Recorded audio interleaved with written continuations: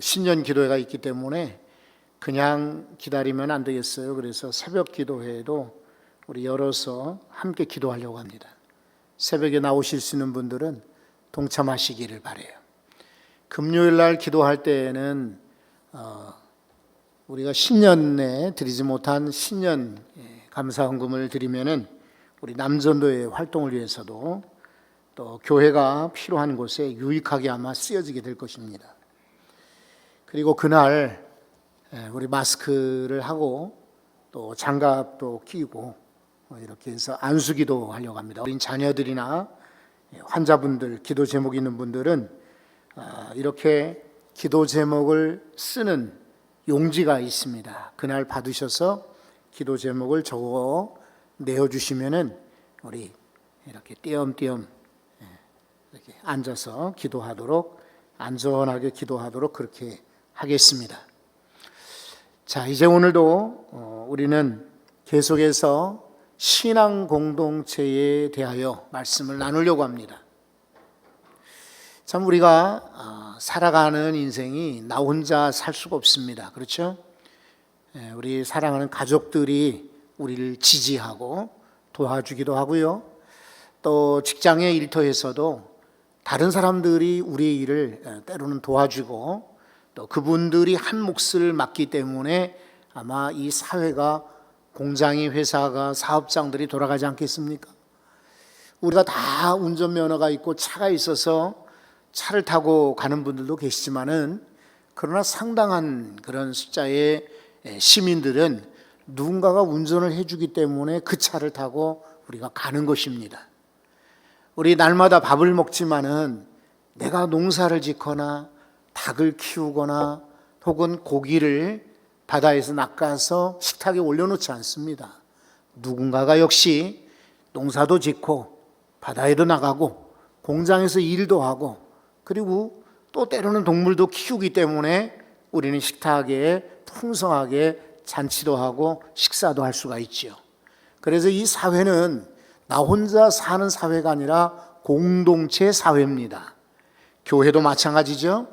이 하나님께서 우리 교회 공동체를 허락해 주셨고 이 공동체를 통해서 서로 위로하고 격려하고 끌어주고 이렇게 하도록 만들어 주셨어요. 그러니 신앙 공동체, 교회 공동체가 얼마나 중요한지 몰라요. 그래서 우리는 교회 공동체를 통해서 어려서 구원도 받았고 세례도 받았고 양육도 받았고 신앙하면서 지금까지 지나오고 있지 않습니까? 그런데 이 신앙 공동체를 사실은 허물려는 이들도 많고 도전하는 이도 많아요. 그리고 신앙 공동체에 그냥 편승, 올라타기만 하고 그냥 무언가 얻으려고만 하지 내가 무언가를 우리 신앙 공동체를 위해서 공헌을 해야 되겠다 이런 생각을 갖지 않는 사람들도 있어요. 그러면은 이 아름다운 신앙 공동체가 유지될 수가 없습니다. 그리고 하나님께서 교회 공동체를 주신 것은 단순히 예배만 드려라, 너희들 교회 와서 그냥 마음 편안하고 위로받아라 이것만 주신 거 아니에요. 사명도 주셨어요. 그래서 오늘은 교회 공동체가 어떤 사명을 감당해야 되는지 이 부분을 말씀을 드리려고 해요. 자, 그러면 오늘 성경을 들여다보겠습니다. 34절부터 읽었는데 한번 보십시오. 이것도 역시 예수님이 성전에서 가르치신 내용이에요. 자, 예수님이 사두개인들과 면담을 했어요. 도전을 했단 말이죠. 그런데 대답을 예수님이 지혜롭게 잘하셨어요. 그랬더니 이 사두개인들이 말도 못하고 그만 물러갔습니다. 이 이야기를 듣고 바리새인들이 모인 거예요. 그러면 사두개인은 무엇이고 바리새인은 무엇인가? 이스라엘의 중요한 그런 사내들인 공회 혹은 종교 지도자들의 그룹 가운데 주로 제사장의 역할을 하는 이들이 사두개인들에게 속했고, 그리고 율법을 가르치거나 전하는 이들은 주로 바리새인들에 속했습니다. 이렇게 두 개의 정파가 종교 집단 안에 있었던 거예요. 그런데 사두개인들이 그냥 돌아갔다 하는 얘기를 듣고 바리새인들도 위기감을 느낀 거예요. 그래서 자기들이 모였다라고 말하고 있어요. 그렇죠?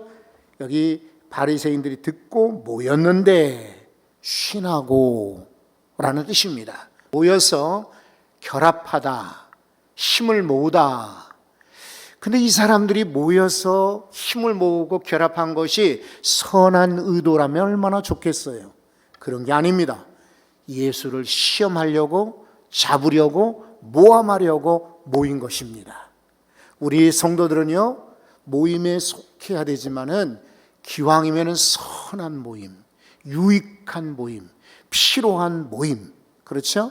우리 여기 오후 예배 후에 장로회 모임이 있다고 그랬어요.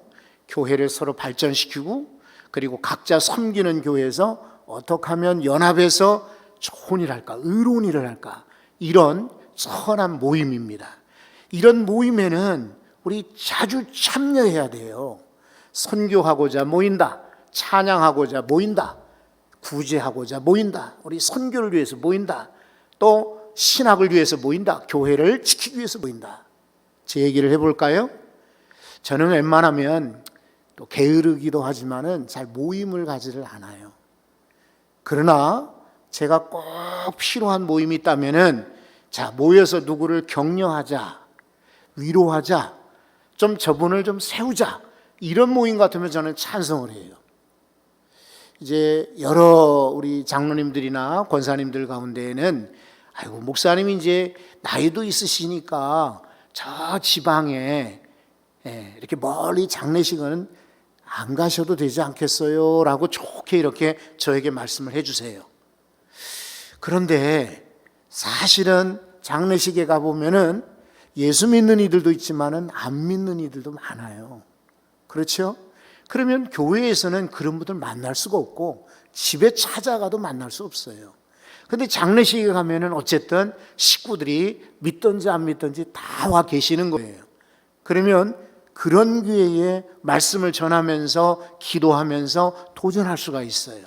중간에 쉬는 시간이 있고 혹시 이렇게 화장장에 가거나 묘제 갈 때에 시간이 남잖아요. 그러면 오래전에 알던 분들, 그리고 예전에 교회 나왔던 분들도 그럴 때 만날 수가 있어요. 그래서 만약에 복음을 전할 수 있다면은, 그리고 하나님의 사랑을 전할 수 있다면은, 여러분 제주도면 어떻고 외국이면 어떻겠습니까? 그거는 아무것도 아니지요. 이렇게 사람을, 영혼을 살리는 모임 같으면은 저는 어디든지 참여하고 싶습니다. 그런데 제 좌우명으로, 결심으로 생각하는 게 있어요. 그게 뭐냐면 누구를 넘어뜨리자, 누구를 힘들게 하자, 누구를 망가뜨리자, 이런 데는 저는 찬성도 하지 않고 가본 적이 없어요. 그래서 어떤 사람들은 저 최정희 목사는 이상한 사람이네, 혹시 그런 말을 들어도 상관이 없어요. 여러분도 마찬가지입니다.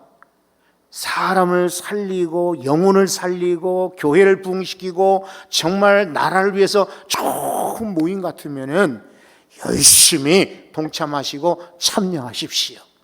그런데 오늘 여기 바리새인들은 그런 거 아닌 거예요. 예수를 잡고자 모였던 것입니다. 이런 모임에는 우리가 찬성하면 안 되고 이런 모임에는 참여하면 안 되겠지요.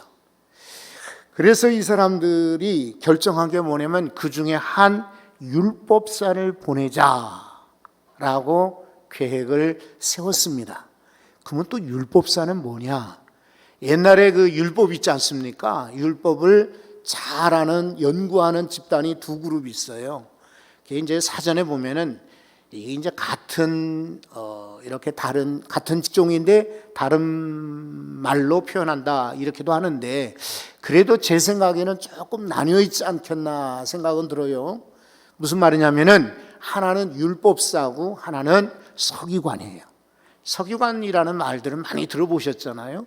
공무원 서기관 말고요, 율법을 연구하는 서기관인데 둘 다 율법을 전공하는 사람들이에요.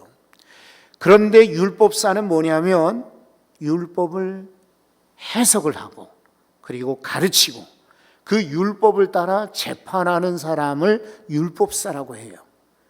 그래서 때로는 다른 성경에는 율법교사 이런 말도 있어요.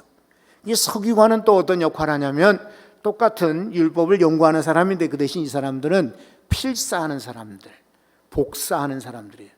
그러니까 우리는 이 성경을 인쇄해서 가지고 있지만은 옛날에 인쇄술이 없을 때는 성경을 아무나 다 가질 수가 없잖아요. 그러니까 구전으로 내려오는 말씀, 그리고 기록된 말씀들을 다 일일이 베꼈어요. 이런 사람을 서기관이라고 해요.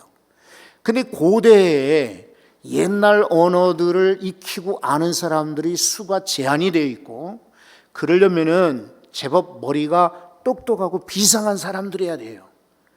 그리고 구약의 히브리 말은 점 하나하나가 중요합니다. 위에다 찍는지 옆에다 찍는지 아래에 찍는지에 따라서 글자가 달라져요. 그러니까 서기관들이 굉장히 영특하거나 뛰어난 그런 학문적 소질을 가진 사람들이 서기관이 돼야 돼요. 주로 이 서기관은 레위 지파에 속하고 그 다음에 바리새인들이 주로 맡았어요. 그러니까 이 율법사와 서기관들이 둘 다 율법을 연구하는 사람들이긴 해요. 그런데 약간 차이가 있다면은 한 사람은 율법을 연구하고 가르치고 재판에 적용하는 사람, 서기관들도 물론 재판정에 앉기도 하지만은 어떤 사람은 성경 말씀을 늘 필사하고 그것을 또 전하는 임무, 이렇게 조금 차이는 있습니다. 그런데 오늘 성경 보면 묘해요. 예전에 바리새인들이 자기 제자들을 보낼 때는 헤롯 당원과 함께 보냈다 그랬거든요. 복수로 보냈어요. 근데 이번에는 한 율법사가 그랬어요. 그러니까 예수님 앞에 과거에 많은 사람들이 말을 못 당하고 물러나고 사실은 말도 못하고 물러났는데, 그렇다면 저 사람이 상당히 내공이 있고 율법에 대해서, 하나님의 법에 대해서 많이 알고 말을 잘하는 사람이다, 이거 다 알았을 거 아닙니까? 그럼에도 불구하고 한 사람을 보냈다? 이것은 그만큼 이 사람이 상당히 율법에 아마 능통하였거나 말을 잘하는 웅변가를, 대표적인 사람을 보낸 것입니다. 그러니까 바리새인들이 많이 있는데 이 바리새인 중에 지도자 격에 있는 사람이 율법사입니다. 그러니까 어느 정도인지 여러분이 짐작이 가시죠. 그러니까 이 사람이 와가지고 예수님에게 시험을 하는 거예요. 여기도 성경이 그랬잖아요. 35절에 한 율법사가 예수를 시험하려고 물었다 그랬어요. 테스팅, 시험하는 거예요. 지금 뭘 가지고 시험하느냐면 37절에 보니까 참 이 사람도 상당히 역시 마음속에 쉽게 자기 생각을 노출하지 않은 고수입니다. 고단자예요. 뭐라고 하냐면은 선생님이요 라고 말하고 있습니다. 그런데 보통 율법사 그리고 한 사람이 대표로 나올 정도, 바리새인 그룹 가운데 지도자격인 이 율법사가 저 시골 출신의 랍비를 향하여 선생님이라고 호칭하는 것은, 여기서 말하는 이 선생님은 보통 선생이 아니에요. 이거는 마스터, 영어 성경이 이렇게 돼 있는데 전문가라는 뜻이고요, 진리를 가르치는 위대한 스승, 이런 말이에요.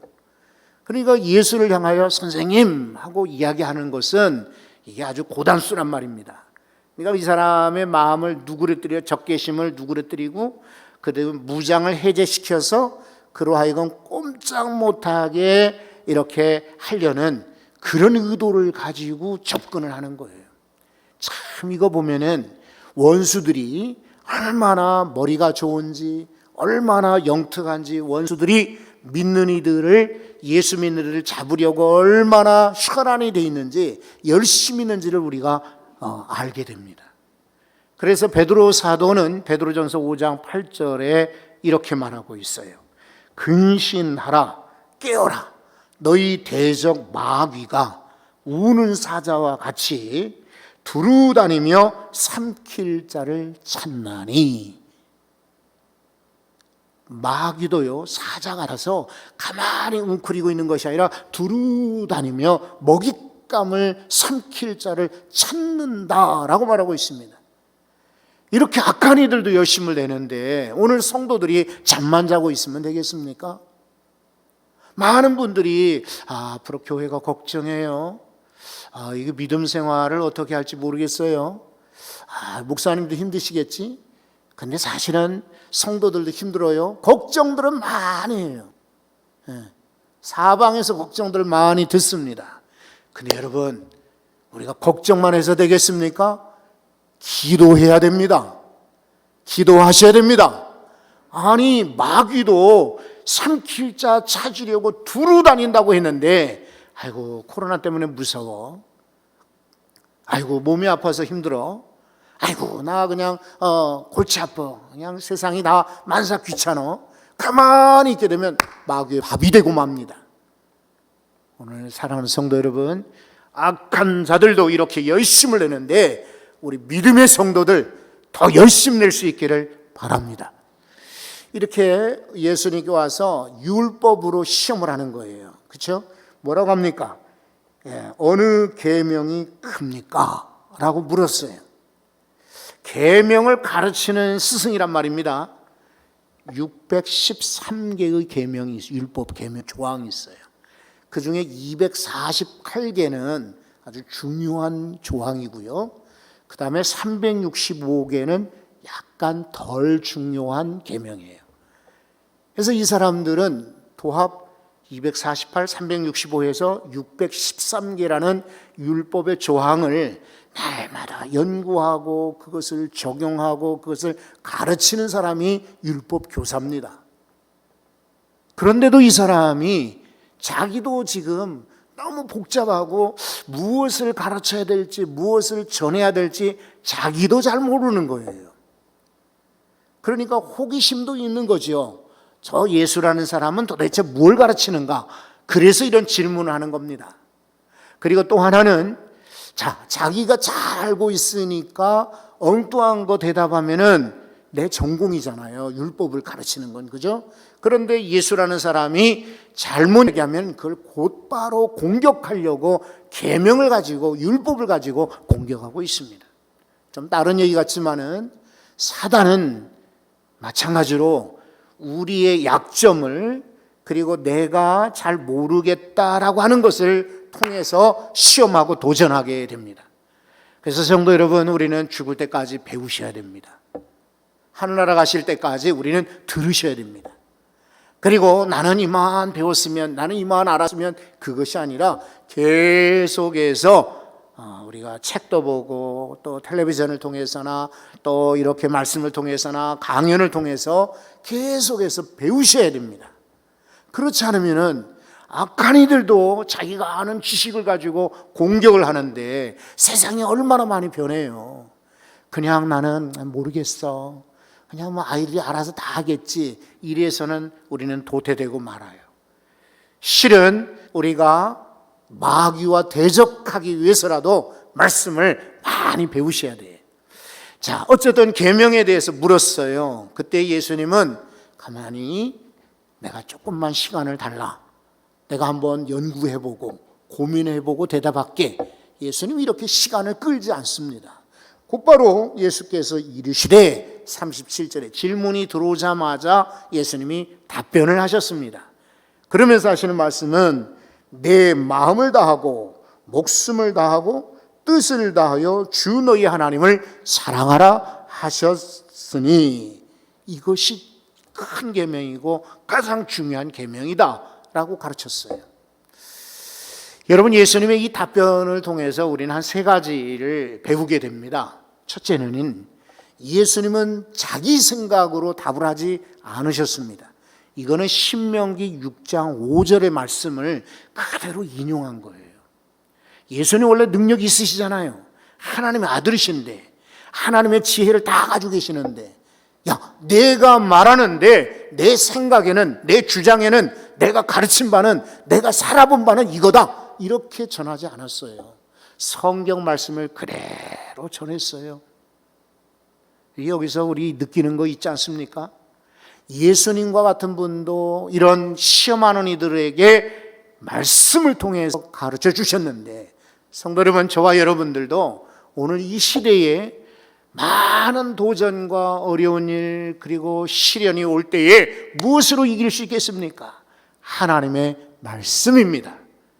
책에서 그러던데요, 신문에서 그러던데요, 누군가가 연예인들이 그랬거든요. 유명한 정치가가 옛날에 철학자 그랬더니 이거 다 소용이 없습니다. 우리로 이기게 하는 최고의 비결은 성경 말씀, 하나님의 말씀에 달려 있습니다. 그래서 여러분, 마지막 때에 말씀이 참 중요한 거예요. 아니, 우리가 아무리 춤을 잘 추고 말을 잘하고 그림을 잘 그리고 노래를 잘하고 아무리 운동을 잘하고 건강이 좋고 돈을 가지고 있어도요, 말씀이 빠져버린 그 인생은 아무짝에 쓸데가 없습니다. 예수님도 말씀으로 대답하셨는데, 여러분 자녀도 얼마나 참 이렇게 가르치기 쉽지 않잖아요. 많은 엄마 아빠들이 그렇습니다. 이렇게 저한테 고백하는 게, 이제는 우리 자식도 내 뜻대로 안 되더라고요. 이제는 아이들이 다 커가지고 내 말 안 들어요. 그렇게 고백하는 분들을 제가 많이 봤습니다. 맞아요. 지금은 요만한 애들도 잘 안 들어요, 말을. 그런데 그 아이들을 바꾸고 변화시킬 수 있는, 오늘 미래의 청년들이나 학생들을 바꿀 수 있는 최고의 교과서, 최고의 수칙, 최고의 텍스트가 뭐겠습니까? 바로 하나님 말씀이에요. 그러니까 예수님은 말씀으로 대답을 하셨어요. 우리도 말씀으로 대답하는 것이 맞습니다. 또 하나는, 예수님은 하나님을 사랑하는 것이 첫 번째 계명이요, 가장 큰 계명이라고 가르쳐 주셨어요. 오늘도 마찬가지입니다. 우리 인생에 가장 중요한 것이 무엇일까? 사람들을 사랑하는 거, 내 일을 사랑하는 거, 내 장래를 사랑하고 내 직업을 사랑하는 것도 물론 중요하지만은, 그러나 그보다 제일 큰 중요한 것은 하나님 사랑이다. 왜냐하면 하나님께서 이 세상을 주관하고 계십니다. 하나님은 이미 우리의 미래를 다 알고 계십니다. 그리고 우리 인생의 약함도 알고 계십니다. 그래서 우리의 최고의 도움이 되시는 분은 바로 하나님, 그분밖에 없습니다. 그러므로 하나님 사랑하는 것이 최고의 계명인 줄로 믿습니다. 그런데 입으로만 하나님 사랑이 아닙니다. 예수님이 가르친 세 번째 이야기는 뭐냐면, 내 마음을 다하라, 목숨을 다하라, 뜻을 다하라. 이 말은 마음과 목숨, 뜻이 따로 있다는 말이 아니라 최선을 다하여 사랑하라, 이런 말입니다. 이만큼은 사랑하고 이만큼은 그냥 남겨놓고, 그것이 아니라 하나님을 사랑할 때는 내 모든 것을 동원하여 최고의 사랑을 드려라 라고 말씀하고 있는 거예요. 그런데 여러분들이 기억하실 게 있어요. 우리가 하나님을 최선을 다해 사랑하면은 하나님은 우리의 사랑을 받고 돌아서고 모른 척하고 외면하는가? 그렇지 않습니다. 제가 이렇게 돌아보면은 저도 참 여러분들, 우리 성도들 사랑을 많이 받았어요. 근데 사실은 돌려드리지는 아마 못하는 것 같아요. 90%는 그냥 받고만 살지 드리지는 못하는 것 같아요. 한 10% 되는 정말 어려운 분들, 그리고 관심 가져야 될 분들은 그냥 찾아보고 챙기곤 하지만은 대부분은 사랑을 일방적으로 받았지 저는 잘 못 주는 것 같아요. 그러니까 제가 할 말이 없어요. 그런데 여러분, 우리 가끔 살면서 서운할 때가 있죠. 난 누구한테 잘해줬고 누구한테는 정말 어려울 때 이렇게 베풀었는데 그 사람은 나한테 돌아오는 것이 선의로 대하고 칭찬으로, 존경으로, 사랑으로 돕는 것이 아니라 배신을 하고, 때로는 잊어버리고, 그렇죠? 때로는 딴 말을 하고, 이런 경험을 할 때는 마음이 쓰릴 때가 한두 번이 아니죠. 인간은 그렇지만은 우리 하나님은요, 우리가 최고의 사랑을 드렸을 때에 외면하는 분이 아니시고, 망각하거나 잊어버리는 분이 아니시고, 나 몰라라고 하는 분이 아니십니다. 진리입니다. 하나님께서는 우리가 최선을 다하여 사랑할 때 더 많은 것으로, 내가 드린 사랑에 더 이상 가장 좋은 것으로 되갚아 주십니다. 다시 돌려 주십니다. 그런 거로 여러분 아깝게 생각하지 마세요.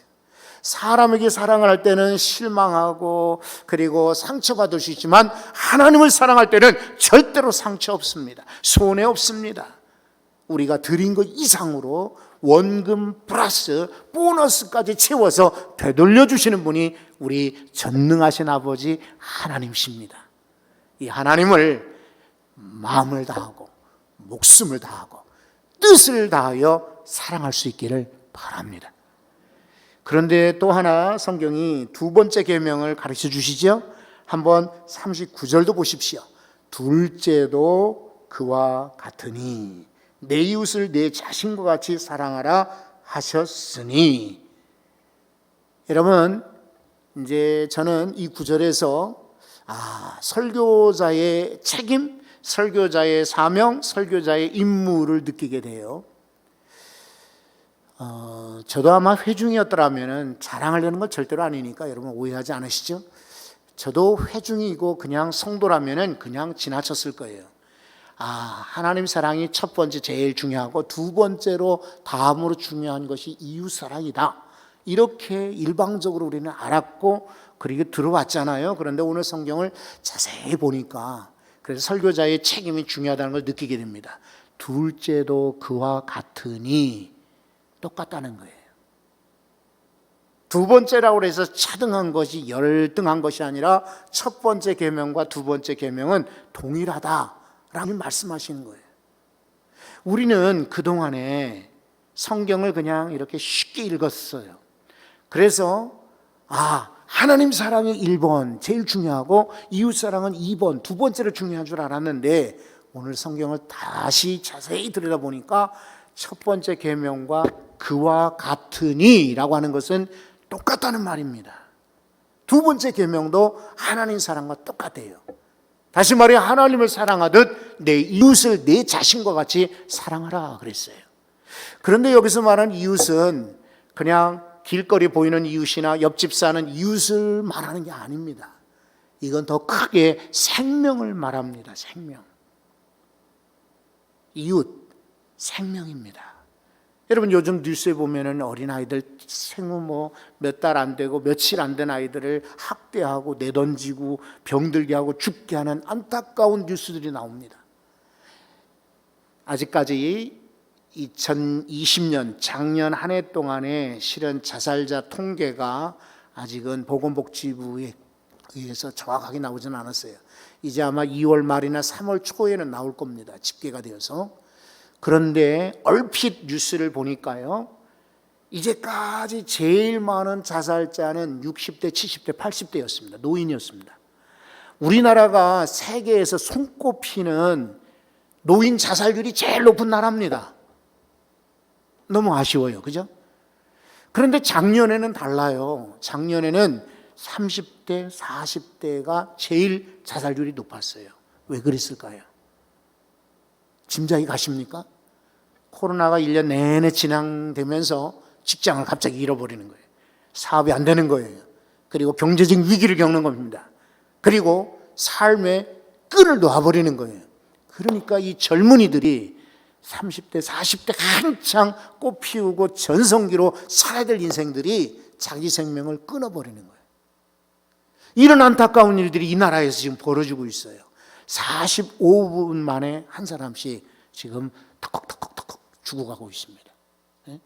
그래서 하루에 30명 가까이가 생명을 끊고 있는 이런 시대에 살고 있습니다. 이 수치가 올라가면 올라갔지 지금 떨어지지 않습니다. 우리는 주식이 올라간다, 기온이 올라간다, 또 혹은 미세먼지 수치가 올라간다, 온도가 올라간다, 여기에만 막 집중돼 있죠.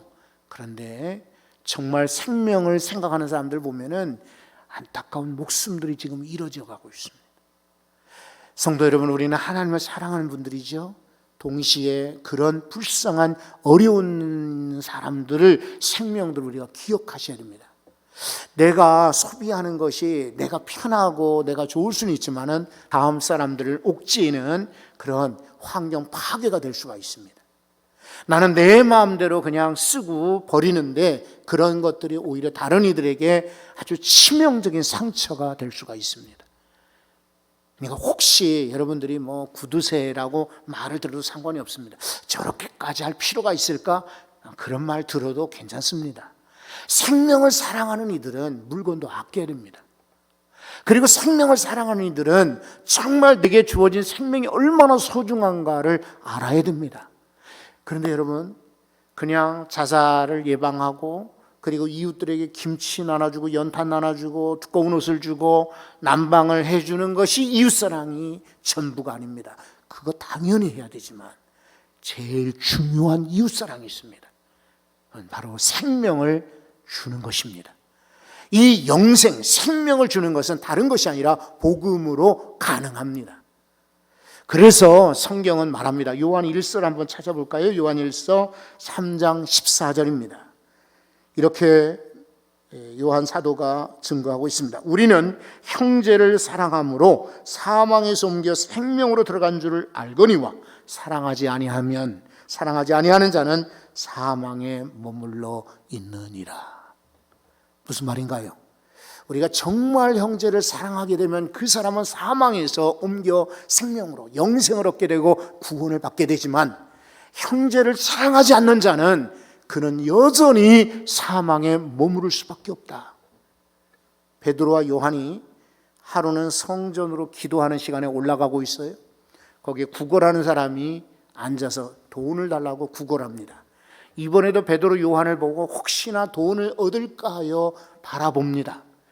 그때 베드로 요한은 당연히 지금 수중에 돈이 없었습니다. 하지만 이 사람들은 가지고 있는 게 있었습니다. 뭘 가지고 있었나요? 복음이지요. 예수 그리스도입니다. 그래서 그에게 선포를 했습니다. 내게는 지금 은과 금은 없다. 돈은 없다. 그러나 내가 가지고 있는 것으로 너에게 주고 싶은데 바로 나사렛 예수의 이름으로 일어나 걸으라. 이거 선포했습니다. 그랬더니 이 구걸하던 움직이지 못하였던 그 장애인이요, 그죠? 사람들이 메워왔던 평생 동안 나면서부터 장애를 앓았던 이 사람이 그 순간에 힘을 얻어 일어났습니다. 그리고 찬양을 했습니다. 성전에 들어가서 예배자가 되었습니다. 여러분, 이 사람은 그 다음에 성경 기록은 없지만 다시는 구걸하지 않아도 됩니다. 왜? 40에 가까운 40의 나이인데 이제는 일어나게 되었으니 왜 구걸하겠습니까? 그죠? 만약에 베드로 요한이 돈을 주었더라면 그때뿐일 겁니다. 그러나 돈보다 더 귀한 복음을 주었기 때문에 그 사람은 그 순간이 아니라 영원히 사는 인생이 되었던 겁니다. 우리 그렇다고 구제하지 말자, 자선 낭비하지 말고 연탄 또 혹은 외국에 이렇게 기아 대책 같은 걸 통해서 돈 주는 거 이런 걸 끊자, 이런 게 아닙니다. 이런 것도 우리가 여력이 있으면 하겠죠. 근데 더 중요한 것은 많은 죽어가는 영혼들에게 생명을 심어주는 일입니다. 우리 지금 생명 살리는 것이 교회의 사명인 줄 알고 모였습니다. 나만 생명 사는 것이 아니라 우리 이웃들에게도 복음을 나눠주어서 저들의 영혼도 살려야지. 여러분, 이런 사명을 마음에 담으시기 바라요. 그래서 오늘 교회 공동체 주신 사명은 첫째, 하나님을 사랑하라. 두 번째, 이웃에게 복음을 전하라. 이것이 우리 교회에 주신 사명인 줄로 믿습니다. 그리고 저와 여러분에게 주어진 지상 명령이요 최고의 사명인 줄로 믿습니다. 이 사명 잘 감당하여 죽어가는 영혼 살리는 복된 성도들 되시기 바랍니다. 기도하겠습니다. 하나님,